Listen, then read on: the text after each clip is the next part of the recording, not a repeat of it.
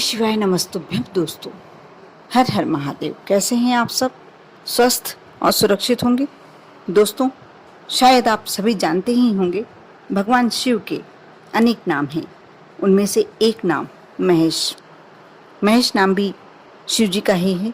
भगवान शिव के इसी नाम से महेश्वरी समाज की उत्पत्ति मानी जाती है। हर साल ज्येष्ठ मास के शुक्ल पक्ष की 9वीं तिथि को महेश्वरी समाज द्वारा विशेष रूप से महेश नवमी का त्यौहार मनाया जाता है। ऐसा नहीं है कि ये सिर्फ महेश्वरी समाज की उत्पत्ति हुई है इसलिए ये दिन उन्हीं के लिए महत्वपूर्ण है। ये दिन क्योंकि हमारे शिव जी का है, हमारे भोलेनाथ का है, महेश का है, इसलिए ये दिन हम लोगों के लिए भी बहुत महत्वपूर्ण है। 8 जून बुधवार को ये पर्व मनाया जा रहा है, लेकिन कहीं कहीं पंचांग भेद के कारण कुछ स्थानों पर 9 जून गुरुवार को भी मनाया जाएगा। 8 जून को प्रवर्ध नाम का एक शुभ योग भी बहुत बन रहा है। इस दिन यदि भगवान शिव की कृपा प्राप्ति आप चाहते हैं तो आप शिव महापुराण के अनुसार शिवलिंग पर चावल चढ़ाएं। धन लाभ के विशेष योग यदि आप प्राप्त करना चाहते हैं, कोई विशेष कार्य सिद्धि के लिए आप यह कार्य कर सकते हैं, लेकिन इस बात का आपको ध्यान रखना होगा कि ये चावल अक्षत हों, टूटे फूटे नहीं हों। कोई गिनती के चावल नहीं चढ़ाना है आपको। अब जितनी आपकी श्रद्धा है, एक चढ़ाएं या जितने भी चढ़ाएं, बस अक्षत होना चाहिए, टूटे फूटे नहीं होने चाहिए। ज्योतिष शास्त्र के अनुसार चावल शुक्र का अनाज होता है और शुक्र ग्रह से जीवन में सभी सुख सुविधाएं, धन संपत्ति, ऐश्वर्य सभी प्राप्त होते हैं। इसलिए महादेव को चावल चढ़ाने का एक विशेष महत्व होता है। महेश नवमी पर जो बुधवार के दिन 8 जून को पड़ रही है, आप शिव मंदिर में जाकर साफ सफाई करें। विशेष ध्यान रखें कि इस दिन साफ सफाई का एक विशेष आपको फल प्राप्त होता है। और शिव जी को सफेद वस्त्र और माँ पार्वती को, देवी पार्वती को लाल वस्त्र अर्पित करें। बाद में विधि विधान से पूजन करें। यदि आप अभिषेक कर सकते हैं तो अवश्य अभिषेक करें। दोनों वस्त्रों का गठबंधन कर दें। आप यह कलाबे से भी कर सकते हैं और इन वस्त्रों से भी आप जिस भी तरीके से, कच्चे सूत से भी चाहें तो कर सकते हैं। यदि किसी के वैवाहिक जीवन में कोई परेशानी चल रही है या किसी का विवाह नहीं हो पा रहा, उसके लिए यह उपाय भी है। लेकिन यदि आप चाहते हैं, आपका वैवाहिक जीवन बहुत अच्छा चल रहा है, दाम्पत्य जीवन बहुत अच्छा चल रहा है, आप चाहते हैं ऐसी ही खुशहाली बनी रहे, तो आप यह कार्य कर सकते हैं,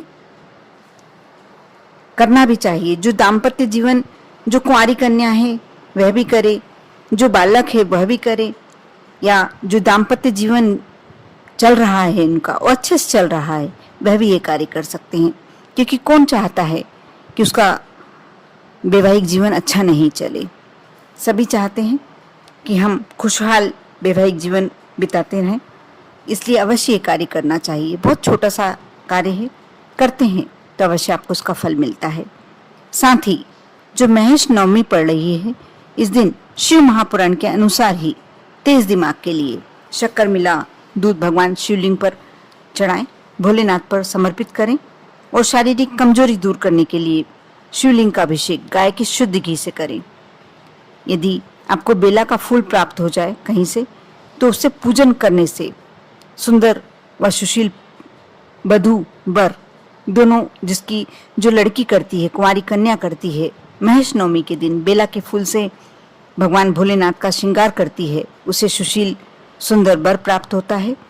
और जो कुंवारा लड़का यदि पूजन करे भोलेनाथ की और उसके बाद बेला के फूल से श्रृंगार करे भोलेनाथ का, उसे अवश्य सुंदर व सुशील पत्नी प्राप्त होती है। जूही के फूल से भगवान शिव की पूजन करें तो घर में कभी भी अन्न की कमी नहीं होती। महेश नवमी को जो विशेष योग पड़ रहा है, उसमें ये सारे कार्य करने से आपके जीवन में आनंद ही आनंद मिल सकता है। महेश नवमी पर ही शुभ योग में जो शुभ योग आ रहा है, उसमें पारस शिवलिंग यानी पारे से निर्मित शिवलिंग यदि आप घर लाना चाहते हैं, यदि आपकी बहुत समय से इच्छा चल रही है तो लाएं। ऐसा नहीं, आप जितने भगवान अपने घर में रखकर पूजन कर सकते हैं उतने ही स्थापित करना चाहिए। लेकिन यदि बहुत दिनों से आपकी इच्छा हो रही है तो आप महेश नवमी पर ला सकते हैं। इनकी स्थापना करें, इनकी पूजन करें और प्रतिदिन इस शिवलिंग के दर्शन और पूजन करें। हर तरह के दोष, जैसे भी आपके जीवन में यदि कोई परेशानी चल रही, काल सर्प दोष भी चल रहा है, वास्तु दोष चल रहा है, पितृ दोष चल रहा है, ग्रह दोष चल रहा है, जो भी आपके जीवन में कोई अशुभ प्रभाव चल रहा है, उससे छुटकारा मिल जाएगा और जीवन में सुख समृद्धि बनी रहेगी। महेश नवमी की सुबह स्नान आदि करने के बाद भगवान शिव की विधि विधान से पूजन करने से जीवन के सारे कष्ट दूर हो जाएंगे। इसके बाद उसी स्थान पर बैठकर नीचे लिखे किसी एक मंत्र का जाप रुद्राक्ष की माला से करें। कम से कम यदि चाहें तो आप 5 माला का जाप अवश्य करें। किसी विशेष मनोकामना के लिए कर रहे हैं तो आप 5 माला का जाप अवश्य करें। मंत्र इस प्रकार है, जैसे ओम नमः शिवाय। बहुत ही सरल सा, सभी करते हैं इस मंत्र का जाप, आप कर सकते हैं। और इस मंत्र का जाप तो कर ही सकते हैं, साथ में इस मंत्र का जाप आपके सारे कष्टों को दूर कर सकता है। महेश नवमी के दिन स्पेशली ये महामृत्युंजय जप है। ओम त्र्यंबकम यजामहे सुगंधिम पुष्टिवर्धनम उर्वारुकमिव बंदनान मृत्यो मोक्षे मामृता।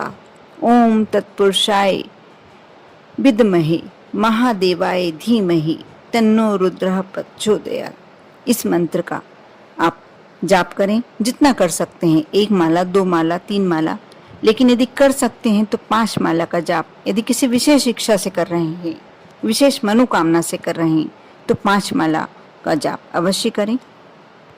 और यदि कुछ भी करना संभव नहीं है तो आप एक छोटे छोटे कार्य कर सकते हैं। जैसे यदि आपको हार श्रृंगार के पुष्प मिल जाएं तो इससे भगवान शिव जी का आप श्रृंगार करें, पूजन करें। यदि नहीं मिल पा रहे हैं तो शिवलिंग पर और भगवान शिव परिवार का पूजन अभिषेक करें। यदि ये भी नहीं कर पा रहे हैं तो शिव जी को धतूरा चढ़ाएं, इससे सौभाग्य और धन की प्राप्ति होगी। महेश नवमी के दिन आप यदि शिव जी को धतूरा चढ़ाते हैं तो आपको अवश्य सौभाग्य और धन की दोनों की प्राप्ति होती है। यदि इस दिन 21 बिल पत्र ले लें और लाल चंदन से ओम लिखकर शिव जी को अर्पित करें। यदि ये छोटे छोटे कार्य आप कर लेते हैं तो आपके जीवन में जो भी संकट चल रहा है, जो भी कष्ट चल रहा है, यदि नहीं भी चल रहा है तो आप ये कार्य करते हैं तो आपके जीवन में आगे भी कष्ट आने की कभी भी संभावना ही नहीं रहेगी। जो महेश नवमी को 10 मंत्र का जाप किया जाना चाहिए, मैं बताने जा रही हूँ। आप अवश्य इन 10 मंत्रों का जाप एक एक बार भी करते हैं तो आप अवश्य करें, या जो सा मंत्र आपको लगता है कि आप कर सकते हैं आप अवश्य करें। ये 10 मंत्र इस प्रकार हैं। पहला, ईम शम मम ओम अम। ये मैं स्क्रीन पे डाल दूंगी, आपको सुनने में शायद हो सकता है कि कहीं उच्चारण में गलती हो जाए, इसलिए आप पढ़कर भी बोल सकते हैं। दूसरा मंत्र है नमो नीलकंठाय। तीसरा मंत्र है प्रोम ह्रीं टः। चौथा मंत्र है ऊर्ध्व भू फट। 5वां मंत्र है ओम नमः शिवाय।